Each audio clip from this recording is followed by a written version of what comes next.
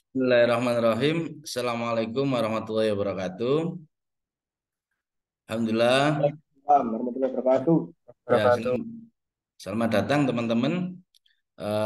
Ternyata ini dihadiri di semester 3. Ada juga yang lagi kuliah MBKM di Universitas Muhammadiyah Malang. Juga selamat datang Alfi. Bisa mengikuti materi hari ini.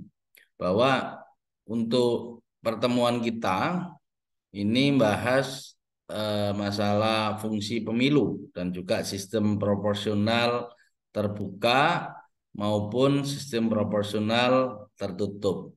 Sehingga materi hari ini sambungan dari yang kita kemarin diskusikan di kelas dan sekarang ini kita Zoom supaya teman-teman yang lainnya bisa mengikuti.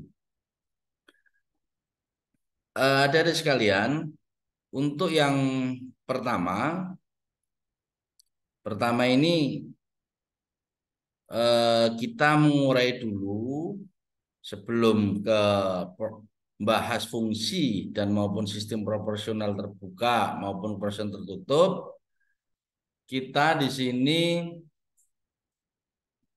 bahas soal pengertian pemilu dulu yang kita pahami bahwa pemilu merupakan suatu mekanisme transfer kekuasaan politik secara damai.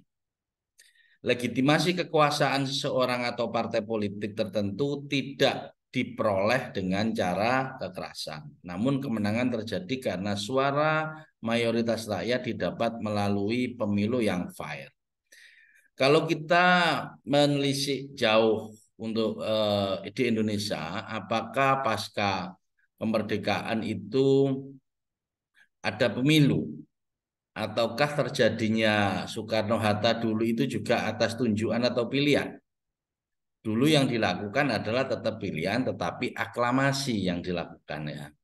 Jadi secara aklamasi Soekarno-Hatta terpilih, sehingga mekanisme itu berubah setelah 51, 50 ada mengundangkan Perdana Menteri pada saat itu ya, sampai ada pemilu tahun 1955.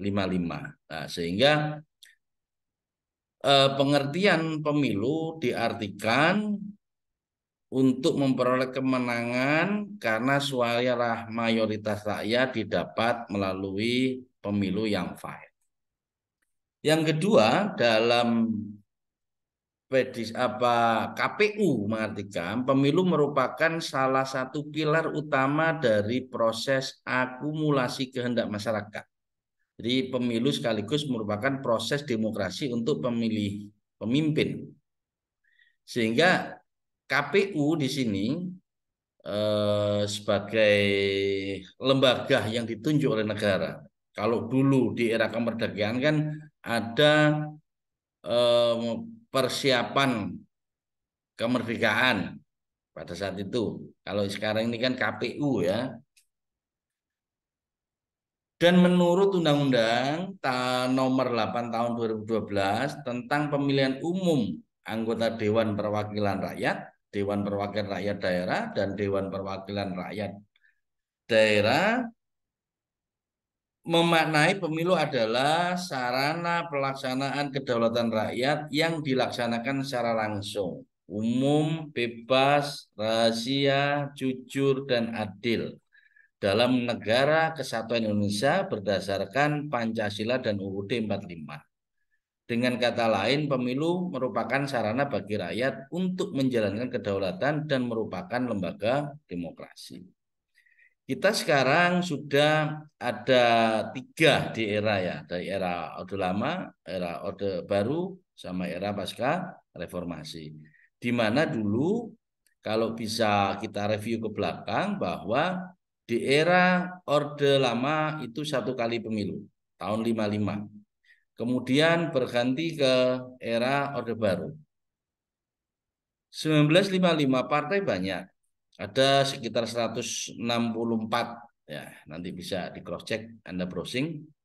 Kemudian di pasca 66 ada pemilu 71 ya, pergantian dari Orde Lama ke Orde Baru. 71 dari 164 di sana tinggal ada 10 partai yang mengikuti pemilu dari 71.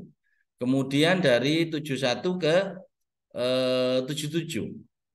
Itu pemilu yang pertama kali diikuti oleh 3 partai. Jadi yang 10 partai mereka menjadi 3 partai.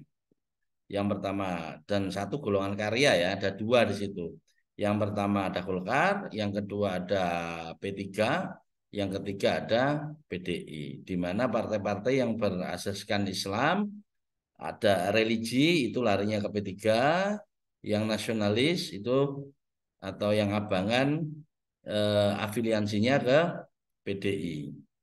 Nah, kemudian poin yang didapat di sini adalah dari masing-masing era Orde Baru, era Orde Lama, Orde Baru, dan Orde Reformasi, semuanya masih menganggap bahwa KPU merupakan kelembagaan dan diyakini bahwa pemilu itu sistem memilih pemimpin sampai hari ini, baik eksekutif maupun legislatif. Ya. Dan pertanyaannya adalah, lah fungsinya apa pemilu ini? Karena di tiap tiap era itu selalu ada di 5 tahunan. Fungsi dari pemilu yang pertama adalah menentukan pemerintah secara langsung dan tidak langsung. Dalam kehidupan politik modern yang demokratis, pemilu berfungsi sebagai suatu jalan dalam pergantian dan perebutan kekuasaan yang dilakukan dengan regulasi norma dan etika. Sehingga penentuan pemerintah yang akan berkuasa ditentukan secara damai dan beradab. Ini menentukan bahwa sistem kenegaraan kita mulai dari awal kemerdekaan itu kan sudah republik, bukan lagi monarki. Kalau monarki ini penunjukan, jadi kekuasaannya. Tetapi kalau kita melihat sistem monarki mau di Malaysia tetap ada pemilu. Yang dipilih adalah PM-nya, Perdana Menteri. Nah, ini untuk menentukan pemerintah secara langsung salah satu fungsi dari pemilu. Yang kedua, wahana umpan balik antara pemilik suara dan pemerintah. Pemilu sebagai ajang untuk memilih pejabat publik dapat dimanfaatkan sebagai sarana umpan balik dari masyarakat terhadap pemerintah yang berkuasa. Artinya wahana umpan balik adalah semisal sekarang kita pemilu milih salah satu partai ya kita sebutkan. Ternyata setelah dievaluasi pemimpin yang kita pilih ini tidak sesuai dengan jargon kampanye atau program yang disampaikan. Otomatis 5 tahun ke depan ini akan berubah. Ada umpan balik dari pemilik suara. Wah ini saya pilih kok nggak cocok ini janji-janjinya ada 5 janji ini nggak cocok. Ada 2 yang dilaksanakan, 3 tidak. Sehingga untuk tahun depannya pemilik suara berhak dia untuk mengalihkan suaranya ke calon-calon yang lainnya. Pada saat itu 2004, oh ini ada Pak SBY menang 2 kali. Meskipun ganti-ganti wakil presiden. Mulai dari Pak JK, Yusuf Kala, kemudian dengan Pak Budiono. Dan pemilu selanjutnya, tahun 2014, bergantilah Pak JK bergandengan dengan Pak Jokowi. Tetapi menang pada saat itu ya. Kemudian periode kedua Pak Jokowi berubah gandengannya dengan eh, dari komunitas NU, Pak Wapresnya ini ya, Pak Amin ini.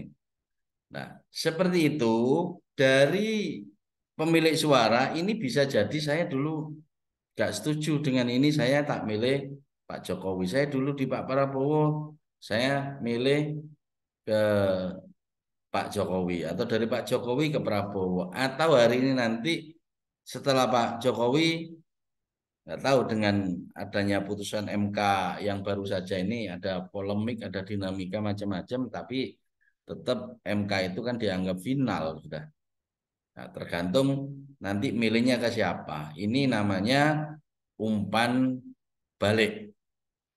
Bisa jadi apakah nanti Pak Ma'ruf Amin juga dicalonkan kembali ini juga nggak tahu. Ya. Yang ketiga, barometer dukungan rakyat terhadap penguasa. Setelah proses penghitungan suara dan penetapan peserta pemilu, maka kita bisa mengukur seberapa besar dukungan rakyat terhadap mereka yang terpilih. Nah, fungsinya pemilu ini sebagai barometer dukungan. Oh, ternyata yang milih si A ini sekian persen. Oh, ini ada 32%. Oh, ini ada 42%. Ada yang 50%. Atau ada yang lebih 50 sekian persen. Berarti itu satu putaran. Nah, nanti nggak tahu pemilu kita yang ke depan ini ya. Kita tunggu saja nanti yang calonnya 2 atau 3 ini ya. Tapi yang jelas masing-masing di angka survei ini masih belum menunjukkan gejala-gejala untuk satu putaran. Belum ada survei-survei yang eh, menilai di situ dengan surveinya di lapangan sampai ketemu angka di atas 50%. Itu yang dijadikan alasan bahwa fungsi pemilih itu sebagai barometer dukungan rakyat terhadap penguasa. Kemudian yang keempat, sarana rekrutmen politik.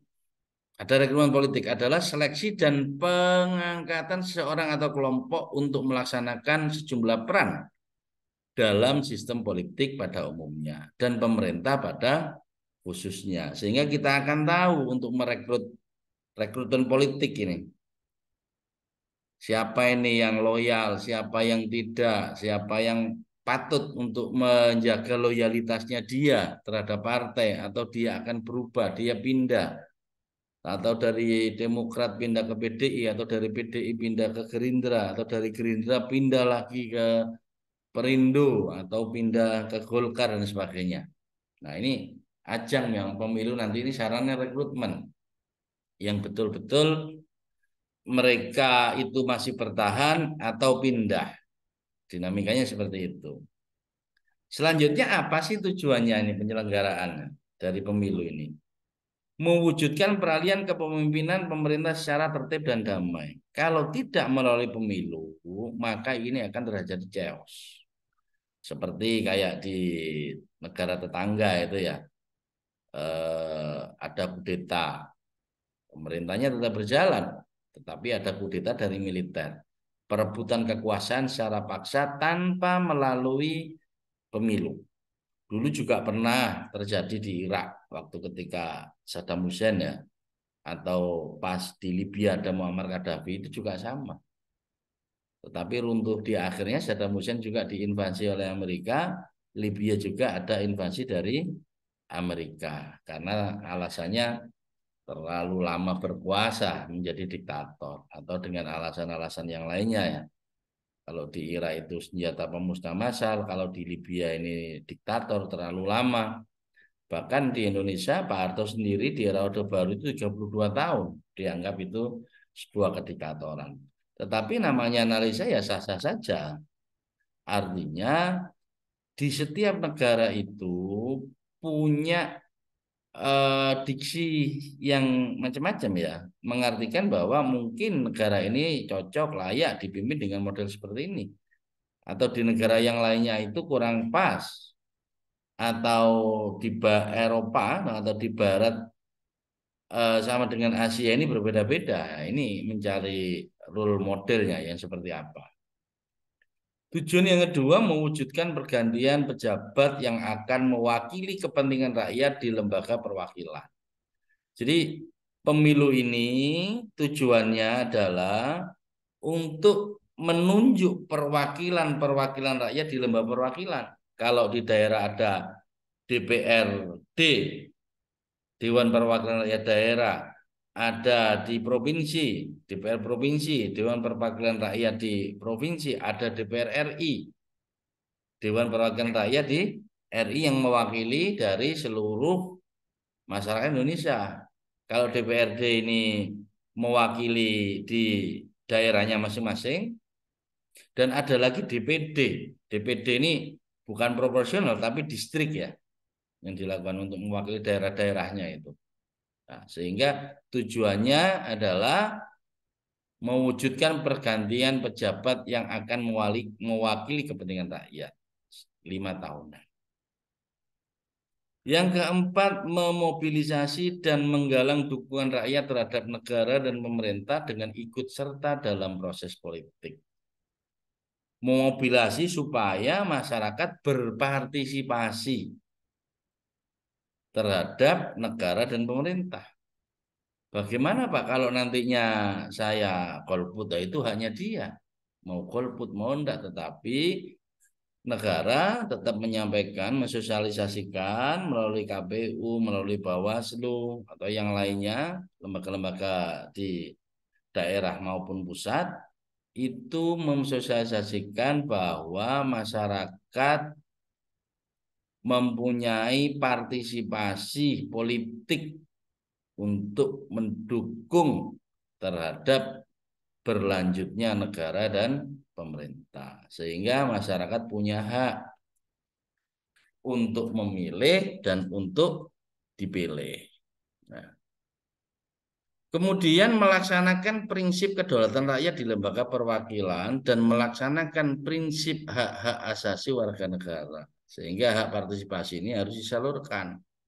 Mau usia muda, mau usia tua, yang jelas tidak melanggar aturan undang-undang. Yang sudah punya KTP, silakan Anda bisa menyalurkan pilihan. Mau milih A, B, C, silakan. Mau nggak milih ya silakan. Itu hak asasinya warga negara. Nah, sehingga dalam hal negara demokratis ini proses pergantian selama 5 tahunan yang dikemas dalam pemilu itu merupakan sistem yang paling dianggap demokratis, paling dianggap bisa tertib dan damai. Nah, sebelum kita fokus ke sistem pemilihan proporsional tertutup terbuka, perlu kita pahami dulu arti dan makna pemilu serta fungsi dari pemilu dan tujuannya. Oke. Saya lanjutkan kembali. Di Indonesia, ini ada dua alasan mengapa pemilu menjadi variabel penting dalam suatu negara. Yang pertama, pemilu merupakan satu mekanisme transfer kekuasaan politik secara damai. Kalau tanpa melalui pemilu, ini bisa jadi nanti chaos, bisa nanti terpolarisasi, terpecah belah nantinya. Legitimasi kekuasaan seseorang atau partai politik tertentu tidak diperoleh dengan cara kekerasan, tidak dengan perang, tidak dengan kudeta, tetapi kemenangan terjadi karena suara mayoritas rakyat didapat melalui pemilu yang fair. Bagaimana nanti tidak fair? Nah, kita lihat nanti sejauh mana panwasnya, sejauh mana banwasnya itu merekam jejak terhadap pelaksanaan pemilu. Jadi mereka ini yang ngontrol, jangan sampai pemilu nanti curang, jangan sampai pemilu nanti ini ada chaos, ada kekerasan dan sebagainya. Antisipasi seperti itu didiskusikan dan disampaikan kepada salah satu alat negara ya, menjaga keamanan TNI maupun Polri. Yang kedua, variabel penting itu adalah demokrasi memberikan ruang kebebasan bagi individu. Pemilu dalam konteks ini artinya konflik yang terjadi selama proses pemilu diselesaikan melalui lembaga-lembaga demokratis. Contoh Yanuar atau Gufron ikut nyalek. Ternyata di situ ada selisih ketika dihitung suaranya antara di PPK, antara di TPS di desa, di PPK maupun di KPU daerah. Ternyata ada selisih. Ini bagaimana penyelesaiannya? Nah, penyelesaiannya bukannya kita kontok-kontokan, tetapi ada satu lembaga yang dipercaya oleh negara untuk menyelesaikan sengketa pemilu, yaitu MK, Mahkamah Konstitusi. Nah, disitulah tempat negara memfasilitasi, karena di era demokrasi ini diberikan kebebasan kepada mereka untuk mencari keadilan. Ini dapat selisih sekian, ternyata di catatan sekian. Nah, ini dibawa ke sana dengan dokumennya, dengan alat pendukungnya. Kalau memang ada novum baru ya disampaikan. Secara pemeriksaan administratif dan juga dipanggil saksinya nanti itu untuk memberikan dokumen atau keterangan dan dipastikan bahwa yang menggugat ini dia punya data-data yang lengkap, dia punya bukti-bukti dan dokumen-dokumen lengkap bahwa penghitungan di dalam KPU ini ada keselewengnya. Dan ini diluruskan. Sehingga MK nanti memutuskan bahwa calon Januar ini menang dari calon Muhammad Gufron. Padahal hitungannya yang Gufron ini yang menang selisih 10 suara. Jadi seperti itu mekanismenya. Sehingga dua variabel ini dianggap penting. Setelah adik-adik semua memahami terkait dengan fungsinya, tujuannya, maupun definisi dari pemilu itu sendiri, kita pernah mengalami pemilu langsung dan pemilu tidak langsung. Pemilu yang langsung yang dimaksud adalah rakyat sebagai pemilih berhak untuk memberikan suaranya secara langsung sesuai dengan kehendak hati nuraninya tanpa perantara, warga negara yang memenuhi persyaratan sebagai pemilih berhak mengikuti pemilu dan memberikan suaranya secara langsung. Jadi contoh, kayak ada pemilihan kepala desa. Pemilihan kepala desa itu langsung. Yang dicoblos ya langsung orangnya. Nah, itu yang dimaksud pemilihan langsung. Tanpa diwakili. Meskipun di era Orde Baru dulu, itu menggunakan sistem proporsional tertutup, tetapi pemilu-pemilu langsung itu di desa-desa langsung dia memilih kepala desanya itu. Nah, biasanya pemilihan langsung ini kalau di era pasca reformasi ini kan langsung. Kalau milih presiden langsung dipilih satu pasangan. Tetapi kalau di era Orde Baru dulu pemilihan presiden dilakukan oleh MPR. Mereka yang terpilih di pileg, mereka terpilih jadi dan untuk menentukan presiden ini diberikan kewenangannya kepada mereka yang sudah terpilih. Sehingga itu bisa diartikan pemilu tidak langsung. Dan pemilu langsung itu setelah 2004 ini pemilu langsung. Pemilu serentak pada saat itu ya. Kalau sekarang ini pemilu serentak antara eksekutif sama legislatif dilakukan dalam waktu yang sama. Itu serentak. Dan pemilunya langsung. Mereka langsung mencoblos dari eksekutifnya. Dan sekarang ini juga pemilu langsung. Nah, kalau yang Orde Baru dulu kan tidak langsung. Sehingga yang tidak langsung ini anggota parlemen dan anggota badan legislatif lokal dipilih melalui pemilihan langsung. Nah, sebaliknya dalam pemilihan tidak langsung para pemilih memilih sebuah badan yang selanjutnya mereka yang memilih pemegang jabatan yang dimaksud. Artinya di sini adalah pemegang jabatan yang dimaksud itu nanti milih presiden. Jadi suaranya sampean semuanya adik-adik ini di era Orde Baru ya, mulai dari tahun 77 sampai 97 ya, 8. Itu yang menentukan adalah MPR. Nah, setelah ada amandemen sehingga sekarang dirubah. Yang menentukan langsung adalah pemilih vote getter. Rakyat langsung memilih presiden dan wakil presiden. Itu terjadi di 2004. Itu yang pemilu langsung dan tidak langsung. Nah, kemudian muncul pertanyaan yang proporsional tertutup terbuka ini bagaimana, Pak? Karena di sini penjelasannya pemilu langsung dan tidak langsung. Coba kita kaji bersama-sama apa perbedaannya, apa kelebihannya sistem proporsional tertutup dan terbuka. Pemilu dengan sistem proporsional tertutup. Sistem proporsional tertutup adalah pemilu di mana pemilih hanya memilih tanda gambar atau lambang partai dalam surat suara karena tidak tersedia daftar kandidat wakil di surat suara. Kapan ini dilakukan, Mbak? Di era Orde Baru proporsional tertutup. Jadi mereka tidak milih caleg-caleg-calegnya itu yang kayak sekarang ini ya. Ada gambar nomor urut 1, nomor urut 2. Oh, ini ada Saudari Alfiana Dewi, nomor 2 Muhammad Gufron, nomor 3 Ahmad Januar. Nah, ini nggak pakai seperti itu. Kalau dulu yang dipilih ya 3 itu kan, oh saya milih Golkar, saya milih PDI, saya milih P3. Nanti yang menentukan caleg-calegnya itu yang jadi itu ya partainya sendiri.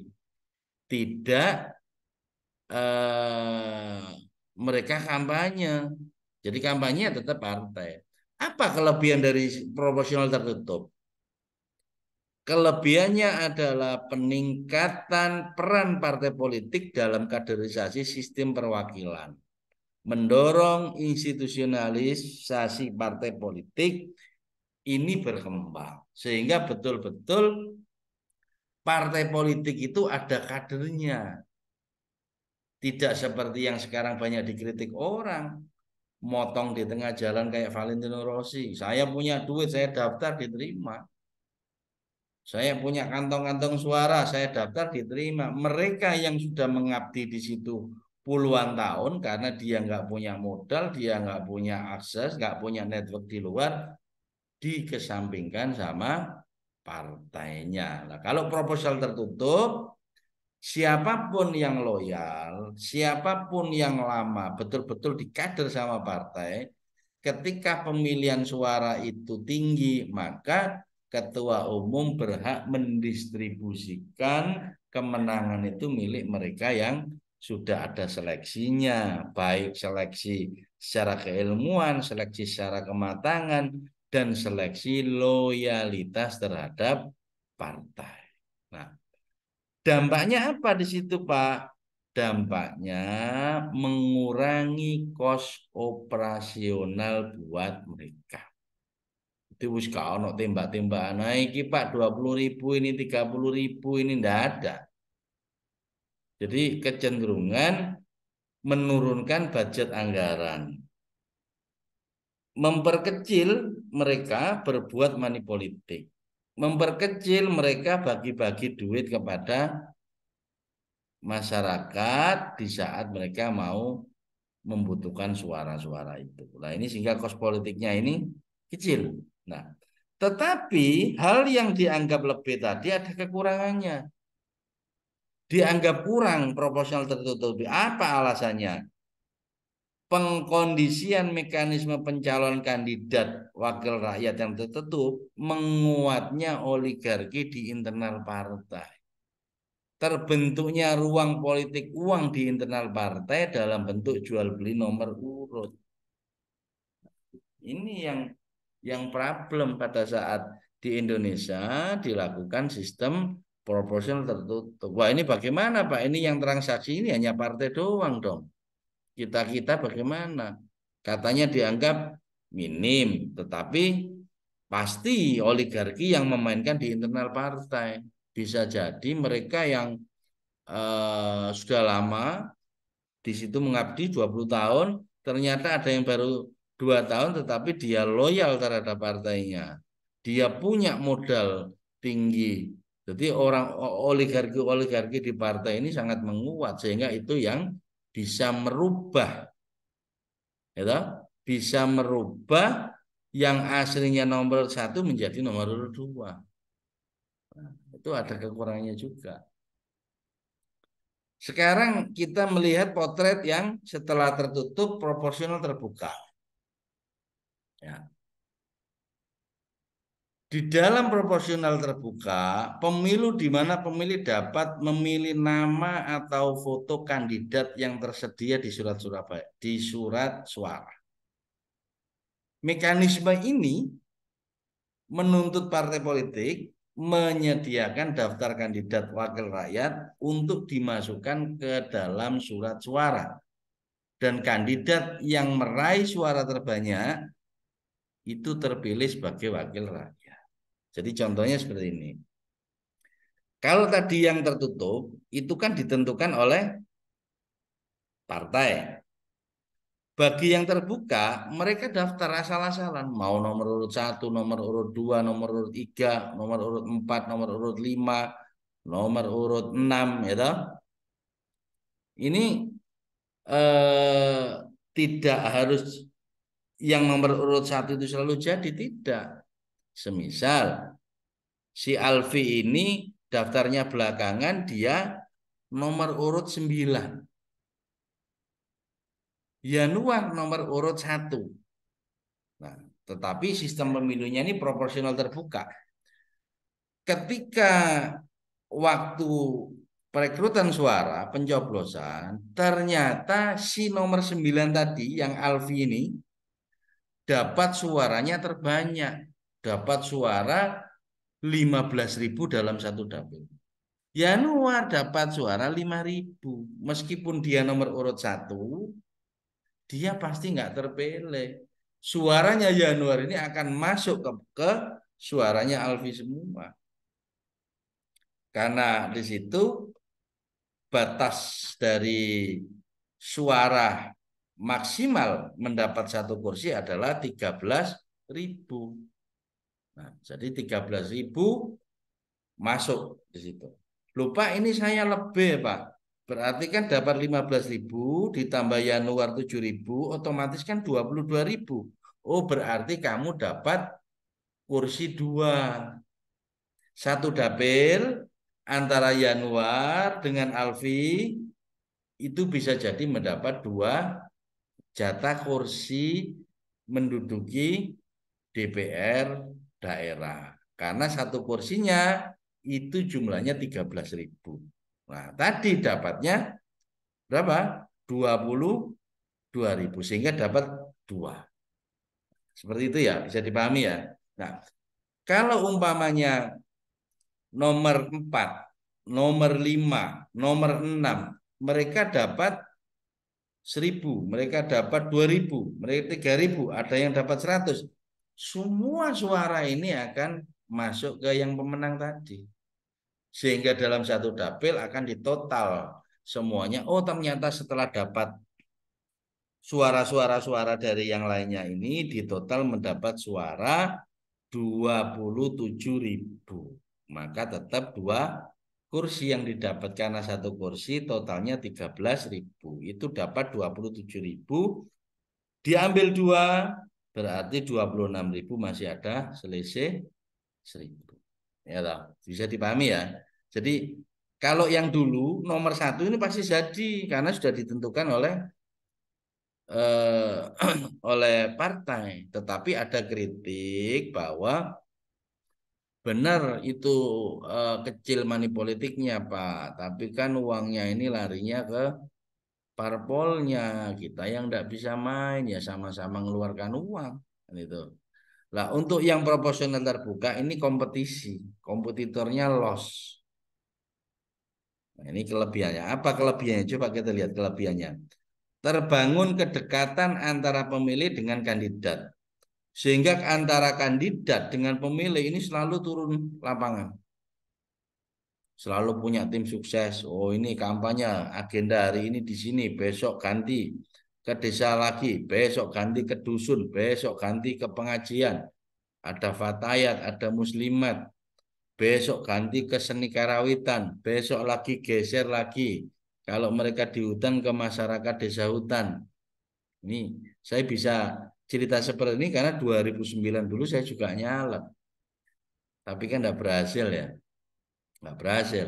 Tapi dapat 4.000 saya juga. Nah, sehingga ini yang dimaksud kelebihan. Ada kedekatan antara pemilih dengan kandidat. Yang dimaksud pemilih ini siapa, Pak? Pemilih adalah masyarakat di komunitas bawah. Baik itu di desa, di dusun, di kota maupun di perumahan. Ini kenal langsung. sama kandidatnya. Oh, kandidatnya kita wong rupane. Oh, kandidatnya ini ta. Kemudian kelebihannya ini, pemilih bisa memberikan suaranya secara langsung kepada kandidat yang disukai sesuai dengan preferensinya. Jadi dia punya referensi sendiri untuk menentukan. Oh, ternyata orangnya ini view-nya bagus, Pak, ganteng, tampan, diajak ngomong enak. Wis kate duwe anak, tak coblos sih. Ini orangnya kalau di masyarakat ini agak pelit, Pak. Sosialnya juga minim, butuh nih tok ae iki kalau mau pemilihan. Meskipun dikasih uang, oh tak cukup duit, kata coblos. Nah, kan macam-macam ini alasan masyarakat ini. Oh, karena ini masih dekat dengan tokoh masyarakat, Pak. Jadi saya tak ngikut aja. Nah, ini pemilu langsung bisa memberikan suara langsung kepada mereka. Yang ketiga, alasannya apa ini kelebihannya? Memperkuat partisipasi dan kontrol publik sehingga mendorong peningkatan kinerja partai dan parlemen. Kalau hari ini mereka itu jelek kinerjanya, selama 5 tahun di periode pertama, periode kedua nyalot lagi, masyarakat sudah jengah sudah. Alah, wong kemarin waktu jadi itu disapa aja gak ngurus, Pak. Ketemu itu loh, melengos toh, nggak mau.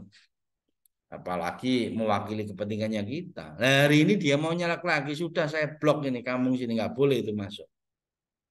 Nah, itu fungsinya di situ mereka sebagai kontor publik juga. Kelebihannya di situ. Jadi bukan kemudian dalam satu periode dia nggak aktif, pasif, toko mana dipilih mana, ini bawa modal, bawa ini nggak bisa juga. Masyarakat kan sudah pinter-pinter sekarang ini. Kelebihan yang lainnya, dinamika internal partai tinggi mendorong mesin partai bergerak efektif. Caleg populer dapat mendongkrak efek stabilitas partainya. Sehingga yang diuntungkan di situ ada partainya. Semakin tinggi kompetisinya, semakin banyak mereka ingin mendapatkan suara mulai dari nomor urut 1, 2, 3, 4, 5 sampai 9, yang diuntungkan adalah partainya. Otomatis partainya ini dapat suara tinggi. Kadang ono sing kebreset, Pak, ini saya nyoblos suaranya tapi partainya yang saya coblos itu sah kalau partainya saja. Larinya kemana suaranya nanti? Kalau nyoblos partai, larinya adalah ke mereka yang dihitung dari 1 sampai 9 ini yang saya sebutkan tadi. Awal itu berarti oh Alfi yang ke 9 dapat. Berarti suara-suara orang yang nyoblos-nyoblosnya di gambar di partai itu langsung tersedot otomatis diambil yang suara terbanyak. Ya, mudah ya dipahami ya teman-teman. Ya. Selain proporsional terbuka ini ada kelebihan, proporsional terbuka ini juga punya sisi kekurangan. Apa kekurangannya? Berpotensi mereduksi peran partai politik. Nah, sehingga ini rawan ini kalau nggak cocok dia hengkang pindah ke partai yang lainnya. Ini saya sudah modal banyak Pak, tapi kalah sama yang lain. Cobalah saya tak geser aja nanti. Karena masyarakat sini pedulinya sama yang hijau-hijau ini, yang merah enggak. Ada lagi yang satunya, oh basisnya di sini merah Pak. Saya kok milih yang hijau Pak, saya tak pindah saja. Onok mana iki, onok merah, putih, hijau, macam ya. Kekurangannya lagi apa di situ? Terciptanya kontestasi antar kandidat di internal partai. Gebuk-gebukane dhuwur antar koncone iki. Kadang satu partai, satu dapil, turba ke lapangan, iso bentrok ini antar tim suksesnya. Mereka tukaran, perebutan suara di situ. Tetapi kalau sistem tertutup ya enggak. Semuanya masuk ke partai dan partai yang menentukan. Nah, ini perbedaannya. Ya. Nah, kekurangannya lagi sistem proporsional terbuka apa? menjamurnya atau membuka ruang manipolitik. Sistem proporsional terbuka ini berpotensi sekali mereka menggunakan politik uang. Jadinya siapapun dalam satu dapil ini meskipun turba ke bawah, kalau tidak ada sumbangsih ide atau langsung profit oriented ini uang, mereka akan ditinggal. Meskipun yang nomor urut 1 ini dekat, tetapi nomor urut 9 tadi itu nyangoni yang satu yang gak dipilih. Lah ini fakta, realitivitas di masyarakat. Apakah boleh? Ya enggak boleh. Politik uang ini enggak boleh, dilarang kok. Pidana itu, money politik. Tetapi di sini saya mencoba menganalisis bahwa ruang politik uang itu sangat tinggi sekali ketika sistem proporsional terbuka. Kalau sangat tinggi sekali, ini berdampak kepada kos operasional. Kalau kos operasional berdampak, berarti ini kebutuhannya tinggi. Sama dengan kalau nggak punya uang, nggak usah nyalek. Kalau nggak punya modal, nggak usah nyalek. Mereka punya modal sosial, mereka juga punya modal kapital. Kalau hanya modal kapital saja, tidak dibarengi dengan modal sosial, lah ini juga susah juga akan dipermainkan oleh tim sukses. Nah, ini kita bisa menakar pemilu proporsional terbuka apa pemilu proporsional tertutup. Kalau melihat kekurangan, kelebihannya di sini, kalau mau ngepush supaya pemilu kita ini tidak mengeluarkan operasional yang tinggi, ya harus tertutup.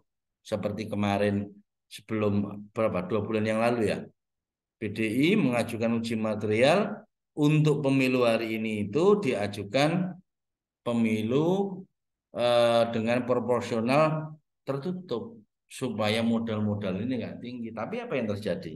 MK menolak, tidak diperbolehkan karena gugatannya itu sudah sore, sudah berjalan, sudah penerimaan baru gugat. Saya nggak tahu lagi kalau sebelum jauh-jauh hari digugat, mungkin lain cerita di situ ya, hasilnya seperti apa. Ya kurang lebihnya itu yang bisa saya sampaikan. Untuk selanjutnya bisa sesi tanya jawab. Silakan teman-teman bisa mengajukan pertanyaan yang belum jelas, baik terkait dengan tujuannya, dengan fungsinya maupun praktek sistem proporsional tertutup maupun terbuka. Silakan tanya, Januar. Oke. Ini menurut Bapak nih, menurut Bapak itu lebih baik mana ya? Sistem proporsional tertutup atau terbuka? Kalau misalkan terbuka yang dilakukan, itu akan apa? Mengurangi fungsi parpol sebagai penyalur, ya, pendidik dan juga calon itu kurang dalam ideologi partai. Nah, tapi kalau proporsional tertutup, yaitu seperti yang Bapak sampaikan tadi itu mengurangi apa ya? Hubungan itu dari komunikasi dari pemilih dan calon. Jadi pertanyaan saya itu lebih bagus mana yang digunakan untuk pemilu? Terima kasih. Ya, di era hari ini ya. Ya, harusnya ini yang punya pendapat ini ada adik mahasiswa ini ya. Kalau pertimbangan dari saya dengan pernah dilakukan sistem tertutup dan sekarang ini terbuka, saya menyoroti satu hal di situ bahwa sistem terbuka ini sangat kental sekali peluang manipolitik.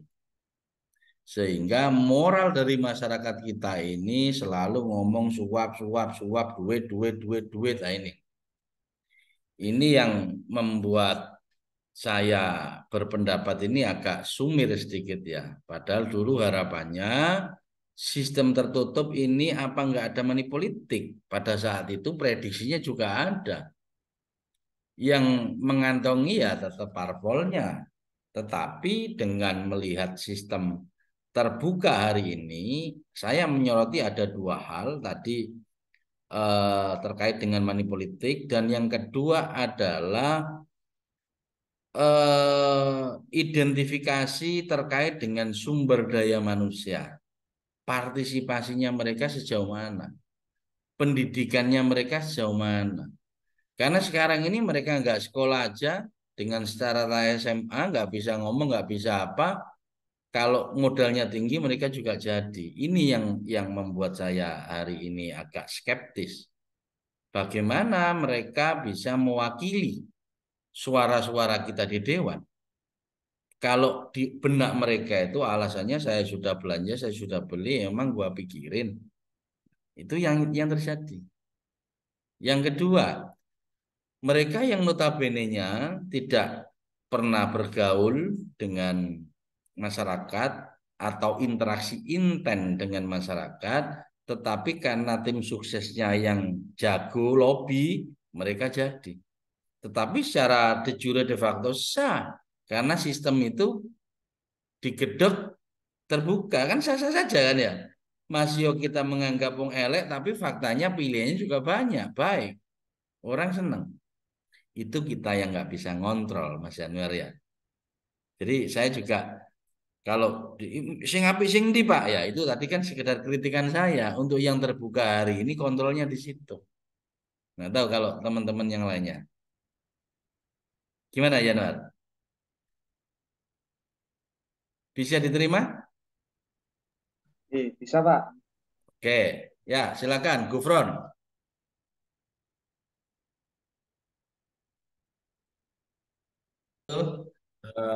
Saya akhiri, nanti bisa ketemu lagi di kelas. Assalamualaikum warahmatullahi wabarakatuh. Waalaikumsalam Waalaikumsalam warahmatullahi warahmatullahi wabarakatuh. wabarakatuh.